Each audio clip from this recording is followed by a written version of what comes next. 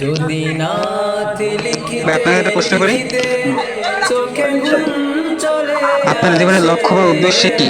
তুমি ঘুম মাশাআল্লাহ, আপনি ভাঙিয়ে দারুণ প্রশ্ন করছেন। যেহেতু আমি একজন রাশিও মুসলিম, এসে, তাই আমার লক্ষ্য উদ্দেশ্য হলো যে যদি আমি নাথ মুসলিম হিসাবে আমার লিখিতে জান্নাত। লিখিতে হযরত মুহাম্মদ চোখে সাল্লাল্লাহু ঘুম আলাইহি সাল্লাম বলেছেন, চলে যে আসে, ব্যক্তি জান্নাত পেল তুমি সেই সফল। ঘুম সে হোক ভাঙিয়ে রাজা বাদশাহ, সে হোক রিকশাওয়ালা, সে হোক গরিব, রাশিও কিন্তু জান্নাত যে ব্যক্তি এসে, পেল সেই কিন্তু সফল। নবী আমরা এই দুনিয়াতে আসছি একটা সফর বা সদাগরে আমরা মুসাফির হিসেবে। আমাদের একটা লক্ষ্য উদ্দেশ্য আছে। আমাদের লক্ষ্য উদ্দেশ্য হলো যে আমরা কত মুসলিম হিসেবে আমাদের জান্নাতে যেতে শুনেছি হবে।